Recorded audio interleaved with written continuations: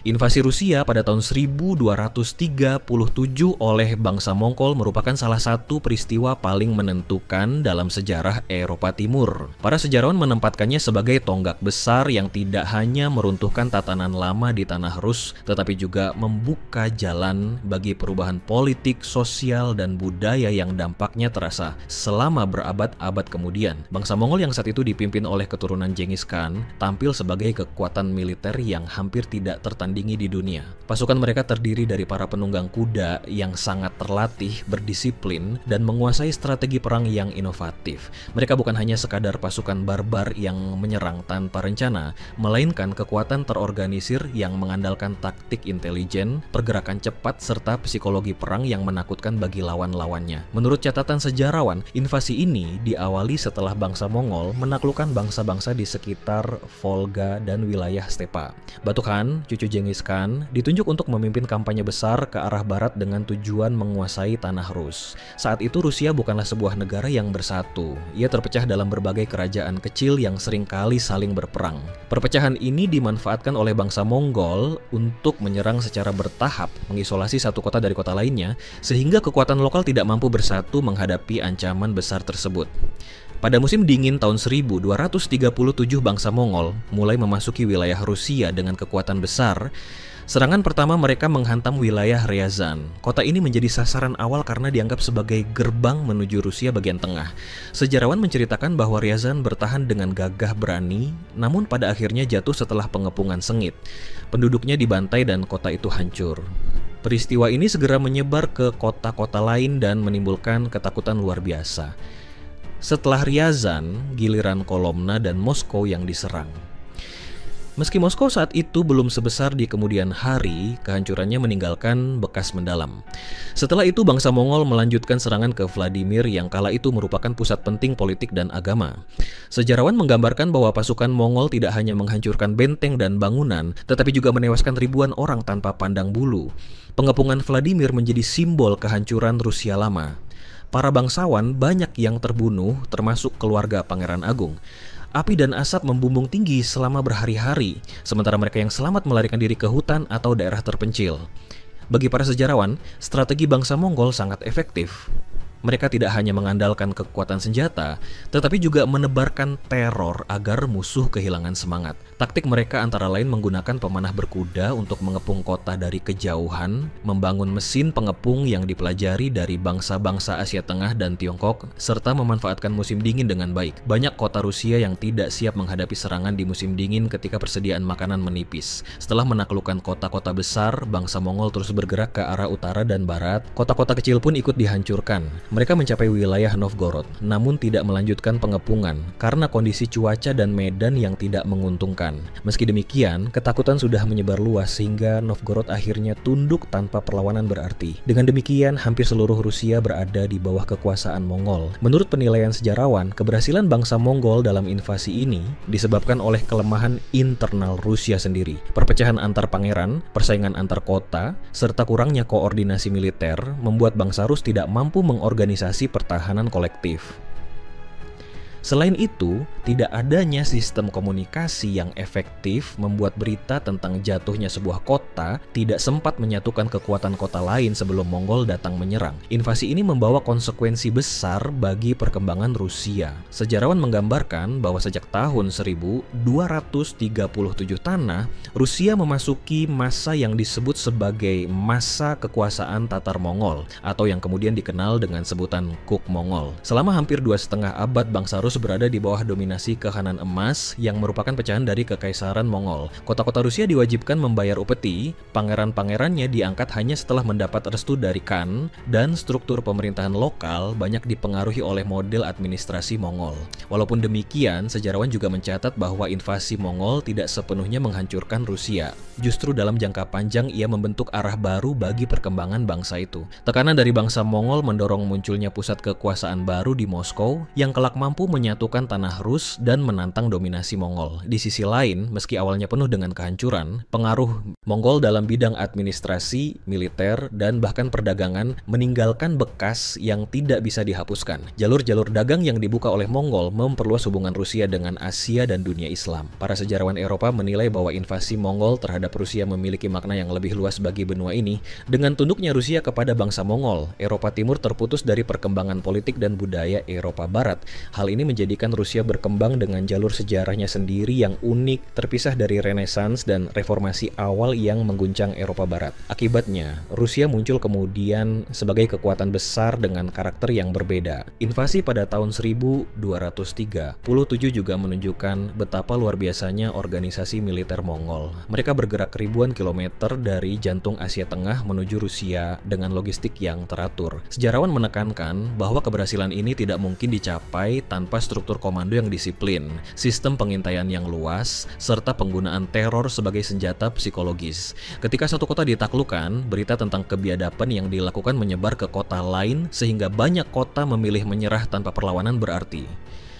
Dalam kesimpulan sejarawan, invasi Mongol terhadap Rusia bukanlah sekadar kisah penaklukan militer. Ia adalah peristiwa yang mengubah wajah sejarah kawasan Eurasia. Ia menghancurkan tatanan lama tanah Rus, melemahkan aristokrasi lokal, dan menanamkan pengaruh asing yang kuat. Tetapi pada saat yang sama, ia juga memaksa bangsa Rusia untuk menemukan cara bertahan hidup, membangun kembali kekuatannya, dan akhirnya melahirkan kekuasaan baru yang menjadi cikal bakal Rusia modern. Dengan demikian, invasi tahun 1237 oleh bangsa Mongol tetap dikenang oleh para sejarawan sebagai salah satu tragedi paling mengerikan sekaligus titik balik dalam sejarah Rusia. Ia menunjukkan betapa rapuhnya sebuah negeri yang terpecah belah ketika menghadapi musuh yang terorganisir dan betapa besar dampak jangka panjang dari sebuah penaklukan yang melibatkan bukan hanya kekuatan senjata, tetapi juga penguasaan psikologi, strategi, dan administrasi. Dari reruntuhan kota-kota yang hancur dan darah ribuan jiwa yang tumpah, lahirlah sebuah arah baru yang menentukan perjalanan sejarah Rusia hingga berabad-abad berikutnya. Para penulis kronik kuno dari Rusia sering menggambarkan invasi bangsa Mongol sebagai sebuah malapetaka yang datang bagaikan badai dari padang luas. Mereka menuturkan dengan bahasa penuh duka, mengisahkan tentang desa-desa yang hilang dari peta, biara-biara yang diruntuhkan, serta gereja-gereja yang dibakar habis. Gambaran ini memberi kesan bahwa bangsa Mongol membawa kiamat kecil bagi tanah Rus. Namun sejarawan modern mencoba melihat dari berbagai sisi. Mereka menilai bahwa meskipun kehancuran itu nyata, bangsa Mongol bukan sekadar perusak. Ada maksud jelas untuk menjadikan Rusia sebagai wilayah taklukan yang produktif. Sehingga setelah gelombang kekerasan pertama, mereka membangun sistem pemungutan upeti yang teratur agar negeri yang ditundukkan bisa terus menyokong kekuasaan ke kanan emas. Dari catatan penulis Persia seperti Juvaini, dapat dilihat bahwa bangsa Mongol memiliki cara pandang praktis. Mereka menganggap Rusia sebagai lumbung manusia dan sumber daya. Upeti berupa perak, bulu binatang, dan tenaga kerja dijadikan sarana memperkuat kekuasaan di seluruh stepa. Pangeran-pangeran lokal tidak semuanya disingkirkan. Sebagian tetap dipertahankan di tahta mereka, tetapi hanya sebagai wakilkan. Sejarawan menyebut sistem ini sebagai metode dominasi tidak langsung, di mana bangsa Mongol tidak perlu menempatkan garnison besar di setiap kota karena sudah ada penguasa setempat yang tunduk. Kronik Novgorod juga memberikan sudut pandang yang berbeda. Kota tersebut memang tidak dihancurkan seperti Vladimir atau Ryazan, tetapi ketakutan tetap menyelimuti penduduknya. Mereka menuliskan bahwa kabar tentang pasukan berkuda yang menembus salju, membakar rumah, dan menebas siapa saja yang menghalangi sudah cukup untuk membuat Novgorod memilih menyerahkan diri. Bagi sejarawan, hal ini menjadi bukti kuat bagaimana reputasi Mongol dijadikan senjata perang. Dengan menyebarkan kisah mengerikan dari kota ke kota, mereka memenangkan pertempuran bahkan sebelum berhadapan langsung dengan musuh. Dampak sosial dari invasi ini juga besar. Banyak penduduk meninggalkan tanah kelahiran mereka dan berpindah ke hutan-hutan utara atau rawa-rawa yang dianggap lebih aman. Pola permukiman berubah, jalur perdagangan terputus, dan pusat kota yang dahulu ramai berubah menjadi puing. Para sejarawan arkeologi menemukan lapisan arang dan sisa pembakaran di bawah tanah kota-kota kuno Rusia yang menjadi bukti nyata kedahsyatan serangan itu. Di sisi lain, kaum bangsawan yang selamat terpaksa menjalin hubungan dengan para khan agar dapat mempertahankan kedudukannya. Dari sinilah muncul tradisi diplomasi Rusia dengan bangsa stepa, yang dalam jangka panjang membentuk kebiasaan politik unik. Tidak sedikit sejarawan yang menyoroti dampak psikologis. Rakyat Rusia mulai melihat diri mereka sebagai bangsa yang diuji oleh penderitaan. Dalam narasi gerejawi, invasi Mongol dipandang sebagai hukuman ilahi akibat dosa-dosa masyarakat Rus, khususnya perselisihan antar pangeran. Tafsir keagamaan ini berfungsi sebagai pengikat moral, sekaligus memberi harapan bahwa penderitaan hanyalah tahap menuju penebusan. Narasi semacam ini menjadi bagian dari identitas budaya Rusia yang bertahan lama. Selain itu, hubungan Rusia dengan dunia Islam juga berubah akibat invasi ini. Kahanan emas yang berdiri setelah penaklukan adalah kekuatan Mongol yang kemudian banyak dipengaruhi oleh budaya Islam. Jalur komunikasi antara Rusia dan Asia Tengah pun semakin terbuka. Sejarawan menyebutkan bahwa bahasa, seni, dan teknik administrasi Mongol yang bercampur dengan unsur Islam masuk ke Rusia. Sistem pajak, pencatatan sensus, serta struktur pengiriman upeti menjadi bagian dari kehidupan sehari-hari di tanah Rus.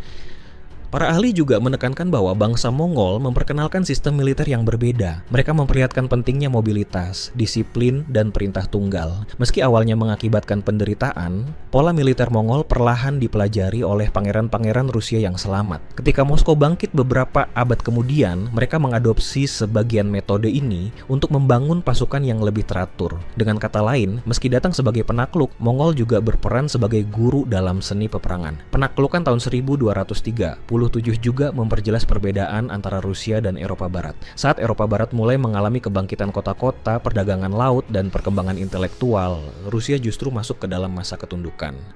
Sejarawan menilai bahwa inilah salah satu alasan mengapa Rusia mengambil jalur berbeda dari tetangganya di Barat. Ketika negara-negara seperti Prancis dan Inggris mulai membangun monarki terpusat, Rusia justru dikuasai oleh Khan yang jauh disarai di tepi Volga. Situasi ini menunda perkembangan politik Rusia sendiri hingga berabad-abad kemudian. Namun tidak semua pengaruh Mongol bersifat negatif. Sejarawan ekonomi menunjukkan bahwa jalur dagang dari Rusia ke Asia Timur menjadi lebih lancar di bawah perlindungan Mongol. Barang-barang dari Tiongkok dan Asia Tengah bisa masuk melalui Volga hingga ke Rusia. Pedagangan bulu, madu, dan lilin dari Rusia juga menemukan pasar baru. Meski rakyat jelata menderita karena upeti berat, para pedagang mendapatkan kesempatan untuk memperluas jaringan. Fenomena ini menunjukkan kompleksitas hubungan antara penjajah dan yang dijajah. Pada akhirnya, para sejarawan berpendapat bahwa invasi tahun 1237 tidak hanya menandai kejatuhan sementara tanah Rus, tetapi juga menjadi awal dari proses panjang yang membentuk identitas Rusia. Penderitaan kolektif, keterpaksaan tunduk kepada Khan, serta pengalaman hidup di bawah bayang-bayang Mongol, semua itu menjadi bahan bakar bagi narasi kebangkitan di kemudian hari. Dari puing-puing itulah muncul gagasan tentang persatuan, tentang perlunya seorang pemimpin tunggal yang dapat melindungi seluruh tanah Rus dari musuh luar. Gagasan ini akhirnya berwujud dalam kebangkitan Moskow yang perlahan menggeser Kiev dan Vladimir sebagai pusat politik baru. Dengan melihat semua sudut pandang ini, para sejarawan menegaskan bahwa invasi Mongol tidak bisa hanya dipahami sebagai kisah penghancuran. Ia adalah sebuah peristiwa sejarah yang kompleks, melibatkan kehancuran sekaligus penciptaan, penderitaan sekaligus pembelajaran, penindasan sekaligus peluang. Invasi tersebut meninggalkan luka yang dalam, tetapi juga menciptakan fondasi baru yang pada akhirnya melahirkan wajah Rusia yang kita kenal pada masa kini. Setelah gelombang awal penaklukan usai, bangsa Mongol tidak serta-merta meninggalkan tanah Rus. Mereka mendirikan sebuah sistem yang membuat setiap wilayah tetap berada di bawah pengawasan. Sejarawan menggambarkan bahwa setiap pangeran yang ingin memerintah harus menempuh perjalanan jauh menuju istana Khan di Sarai untuk mendapatkan izin resmi. Izin ini berupa cap atau tanda pengesahan dari Khan yang menjadi bukti bahwa seorang penguasa berhak memerintah. Tradisi ini berlangsung lama dan memperlihatkan bagaimana kekuasaan Mongol merasuk ke dalam struktur politik Rusia. Para bangsawan yang ambisius sering berusaha mendapat dukungan dari Khan dengan cara memberikan hadiah atau janji setia. Hal ini menimbulkan dinamika baru dalam politik internal Rusia, di mana legitimasi bukan hanya ditentukan oleh garis keturunan atau kekuatan militer lokal, tetapi juga restu dari kekuasaan asing. Sejarawan mencatat bahwa dengan adanya hubungan semacam ini, muncul lapisan baru dalam sejarah diplomasi Rusia. Para utusan Rusia belajar menghadapi protokol istana Mongol yang penuh aturan.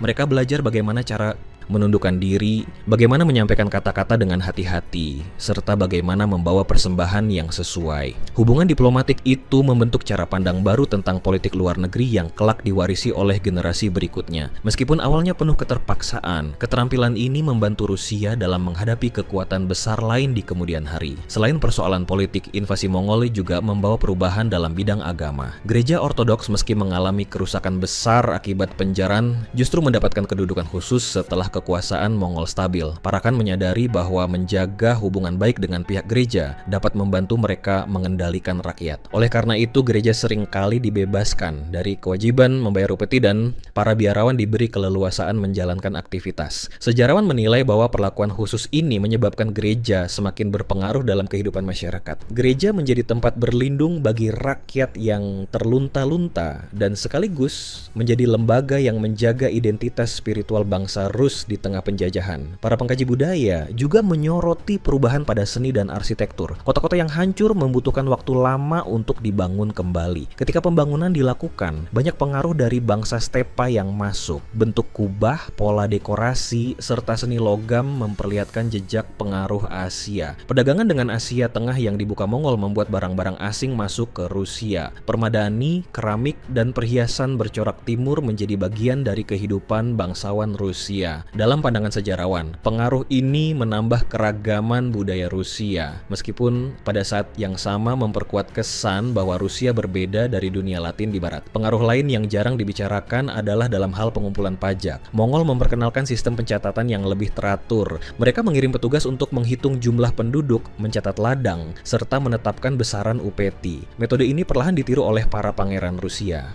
Dengan cara ini, birokrasi Rusia memperoleh pelajaran berharga tentang pentingnya data dalam menjalankan pemerintahan. Sejarawan menilai bahwa kemampuan Rusia kemudian dalam membangun negara yang kuat tidak bisa dilepaskan dari pengalaman panjang berada di bawah sistem pemungutan Mongol. Dalam bidang militer, meskipun sebelumnya sudah disinggung tentang taktik Mongol, ada satu sisi lain yang menarik. Bangsa Rus mulai terbiasa melihat pasukan yang bergerak dengan cepat dalam jarak jauh. Mereka menyadari betapa pentingnya komunikasi antara unit-unit kecil dan komando pusat. Hal ini menginspirasi perubahan lambat dalam pasukan Rusia, di mana mulai muncul gagasan untuk membangun sistem pertahanan yang lebih terkoordinasi. Selain itu, kontak dengan bangsa Mongol memperkenalkan jenis persenjataan baru, termasuk busur komposit dan teknik pengepungan yang lebih canggih. Dalam ranah masyarakat, invasi Mongol menimbulkan stratifikasi baru. Rakyat jelata harus menanggung beban berat berupa pajak dan kerja paksa. Namun sebagian kecil orang justru mendapatkan keuntungan karena menjadi perantara antara bangsa Mongol dan penduduk lokal. Mereka inilah yang dikenal sejarawan sebagai pemungut pajak atau pejabat lokal yang loyal kepada Khan. Meskipun sering dibenci rakyat, keberadaan mereka memperlihatkan bahwa struktur sosial baru lahir di bawah pengaruh penjajahan. Para sejarawan juga menekankan bahwa invasi Mongol meninggalkan warisan berupa pola pikir bertahan hidup. Rakyat terus terbiasa hidup di bawah ancaman, terbiasa memikul penderitaan, dan terbiasa mencari cara untuk melindungi diri. Pengalaman panjang ini membentuk karakter kolektif yang keras dan tabah. Dalam literatur keagamaan Rusia, penderitaan tersebut dipandang sebagai sarana penyucian jiwa, sementara dalam kisah rakyat penderitaan itu dijadikan bahan cerita kepahlawanan. Maka dari itu, ingatan tentang Mongol tidak hanya hadir sebagai trauma, tetapi juga sebagai fondasi kebanggaan karena mampu bertahan. Seiring berjalannya waktu, dominasi Mongol perlahan melemah, namun sejarawan melihat bahwa meski secara militer mereka mulai mundur, pengaruh politik dan budaya tetap tertanam dalam. Bahkan ketika Moskow akhirnya muncul sebagai pusat kekuasaan yang mampu menantang Khan, jejak hubungan masa lalu tidak sepenuhnya hilang. Bahasa diplomasi, metode administrasi, hingga bentuk hubungan antara penguasa dan rakyat masih membawa warna yang pernah diperkenalkan oleh Mongol. Dengan demikian, jika dilihat dari kacamata sejarawan, invasi tahun 1237 bukanlah peristiwa yang berakhir dalam satu generasi. Ia adalah proses panjang yang membentuk wajah Rusia selama berabad-abad. Ia menata ulang peta politik, memperkaya kebudayaan, memperkuat gereja, dan sekaligus menanamkan luka sejarah yang terus dikenang. Dari semua itu lahirlah sebuah bangsa yang berbeda dari tetangganya di barat. sebuah bangsa yang terbentuk oleh gabungan penderitaan, pengaruh asing, dan kekuatan bertahan hidup yang luar biasa. Sesudah Rusia jatuh di bawah kekuasaan bangsa Mongol, kehidupan sehari-hari masyarakat mengalami perubahan yang begitu mendasar. Sejarawan menggambarkan bahwa lapisan bawah masyarakat harus menghadapi tekanan ekonomi yang sangat berat. Setiap keluarga diwajibkan membayar UPT dengan jumlah yang sering melampaui kemampuan mereka. Banyak yang harus menjual hasil panen dengan harga rendah atau bahkan menyerahkan ternak yang menjadi sumber hidup. Dari sisi sosial, tekanan ini menimbulkan kesenjangan baru antara rakyat jelata dengan para bangsawan yang sanggup menegosiasikan kewajiban mereka di hadapan pejabat Mongol. Kehidupan desa-desa kecil menjadi lebih sunyi. Sebagian penduduk yang tidak kuat menanggung beban akhirnya memilih meninggalkan ladang dan mencari perlindungan di wilayah yang jauh dari jangkauan pemungut pajak. Hal ini menyebabkan banyak lahan subur terbengkalai. Sejarawan agraria menilai bahwa kondisi tersebut memperlambat perkembangan pertanian di Rusia pada abad berikutnya. Meski begitu, perpindahan penduduk juga melahirkan pusat-pusat pemukiman baru yang kelak menjadi bagian dari ekspansi Rusia ke wilayah utara dan timur. Selain urusan ekonomi, ada pula perubahan besar dalam tradisi hukum. Bangsa Mongol memperkenalkan aturan yang keras dan ringkas. Pelanggaran berat seperti pemberontakan atau penolakan membayar UPT sering dihukum dengan eksekusi massal. Sistem keadilan lokal pun harus menyesuaikan diri. Para pangeran tidak lagi bebas menentukan hukum sendiri karena selalu ada ancaman intervensi dari Khan. Sejarawan hukum mencatat bahwa pengalaman panjang di bawah tekanan hukum Mongol membentuk kesadaran baru akan pentingnya kekuasaan pusat yang kuat untuk menghindari kekacauan. Pada ranah kebudayaan, cerita rakyat yang berkembang di desa-desa sering menggambarkan Mongol sebagai makhluk raksasa atau kekuatan gaib. Gambaran ini menunjukkan bagaimana memori kolektif masyarakat memproses pengalaman traumatis. Kisah tentang penunggang kuda yang turun dari padang luas, berteriak keras, dan menghabisi siapa saja yang ditemui menjadi bagian dari legenda yang dituturkan turun-temurun. Dalam seni lukis keagamaan pun ada perubahan. Sejarawan seni mencatat munculnya citra penderitaan dan pengorbanan yang lebih menonjol, seolah pengalaman sejarah itu dituangkan dalam bentuk ikon dan mural di gereja-gereja. Di samping itu, hubungan Rusia dengan bangsa-bangsa tetangga ikut berubah. Ketika Mongol menguasai jalur perdagangan, Rusia tidak lagi bebas menjalin hubungan langsung dengan negara-negara Eropa. Semua aktivitas dagang harus melalui pengawasan Khan. Akibatnya, Rusia menjadi lebih tertutup dan kurang terlibat dalam arus pertukaran intelektual yang sedang berkembang di Eropa Barat. Para sejarawan menilai bahwa keterisolasian ini membuat Rusia menempuh jalur sejarah yang berbeda dengan penekanan lebih besar pada ketahanan internal daripada keterlibatan luas dalam dunia luar. Namun seiring waktu, bangsa Rusia juga belajar memanfaatkan keadaan. Para pedagang yang cerdik menggunakan jaringan Mongol untuk membuka pasar di Asia Tengah dan Tiongkok. Dari jalur itulah masuk berbagai pengetahuan baru, termasuk teknik pembuatan kertas, pola seni dekoratif, serta metode militer. Pengaruh pengembara dan pedagang Muslim dari Volga membawa unsur-unsur budaya Timur Tengah yang memperkaya corak kehidupan Rusia. Sejarawan melihat hal ini sebagai paradoks sejarah, di mana penjajahan yang penuh penderitaan sekaligus membuka pintu interaksi budaya yang luas. Dalam dunia politik, lambat laun muncul pusat kekuasaan baru. Moskow yang awalnya hanyalah kota kecil memperoleh posisi penting karena letaknya strategis dan pemimpinnya pandai menjalin hubungan dengan Khan. Pangeran Moskow sering ditunjuk sebagai pengumpul pajak bagi Mongol, sehingga perlahan mereka mendapatkan kekayaan dan kekuasaan yang lebih besar daripada pangeran lain. Sejarawan politik melihat bahwa kebangkitan Moskow tidak mungkin terjadi tanpa adanya struktur dominasi Mongol yang justru memberikan peluang bagi satu kota untuk unggul. Dari sudut pandang spiritual, invasi Mongol membentuk kesadaran religius yang lebih dalam. Banyak karya sastra keagamaan pada masa itu menekankan penderitaan sebagai ujian dan mengaitkan nasib bangsa Rus dengan kisah-kisah Alkitab tentang bangsa yang ditegur oleh Tuhan. Para imam dan penulis biara menafsirkan kejadian ini sebagai peringatan bahwa perselisihan antar pangeran membawa murka ilahi. Narasi itu mengikat masyarakat dengan keyakinan bahwa hanya persatuan di bawah iman yang kuat yang mampu menyelamatkan bangsa mereka. Sejarawan modern juga mengamati bagaimana Rusia pasca invasi mengembangkan pandangan geopolitik yang unik. Karena terbiasa hidup di bawah ancaman dari padang stepa, mereka memandang keamanan sebagai hal utama. Setiap wilayah yang bisa menimbulkan ancaman diperlakukan sebagai sesuatu yang harus ditundukkan atau dikendalikan. Pandangan ini kelak menjelaskan menjelaskan mengapa Rusia pada masa-masa berikutnya sangat berambisi memperluas wilayahnya sebagai bentuk perlindungan diri. Dengan seluruh perubahan tersebut, jelas bahwa invasi Mongol tidak hanya meninggalkan luka sesaat. Ia menanamkan pola pikir, cara hidup, dan tradisi yang terus diwariskan. Sejarawan menegaskan bahwa bangsa Rusia tidak lagi sama setelah tahun 1237. Mereka lahir kembali sebagai bangsa yang lebih keras, lebih religius, lebih terikat pada otoritas pusat, dan lebih waspada terhadap dunia luar.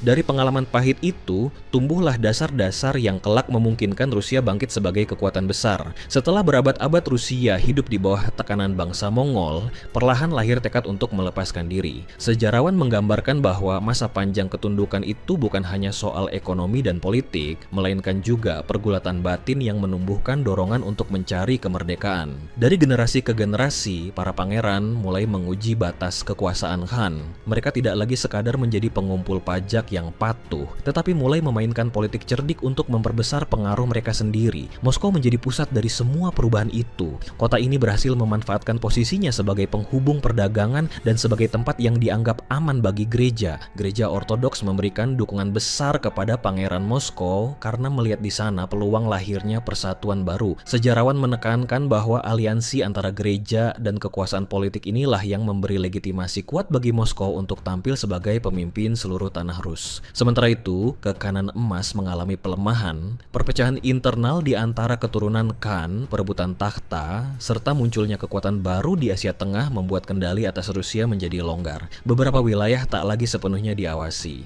Hal ini dimanfaatkan oleh Pangeran Rusia untuk memperluas wilayah dan memperkuat militer. Perlahan mereka mulai menolak membayar upeti penuh meskipun tetap menjaga sikap hati-hati agar tidak menimbulkan serangan mendadak dari pasukan Mongol. Sejarawan militer mencatat bahwa pada masa ini pasukan Rusia sudah banyak berubah. Mereka mulai mengembangkan pasukan berkuda berat yang mampu menghadapi kavaleri stepa. Benteng-benteng diperkuat dengan batu bukan hanya kayu sehingga lebih tahan terhadap serangan. Selain itu, Rusia mulai menggunakan senjata api sederhana yang diperkenalkan lewat jalur perdagangan dengan Eropa. Semua ini menandakan bahwa Rusia tidak lagi lemah seperti pada abad ke-13. Ketegangan mencapai puncaknya pada peristiwa yang dikenal sebagai berdirinya pasukan Rusia dan Mongol berhadap-hadapan di tepi sungai Ugra pada tahun 1480. Sejarawan melihat momen ini sebagai akhir dari era dominasi Mongol. Menariknya, tidak terjadi pertempuran besar. Kedua pihak hanya berhadapan selama beberapa minggu tanpa berani maju. Pada akhirnya, pasukan Mongol mundur, dan sejak saat itu Rusia tidak lagi mengakui kekuasaan Khan. Peristiwa ini kemudian disebut sebagai akhir dari masa penjajahan Mongol di tanah Rus.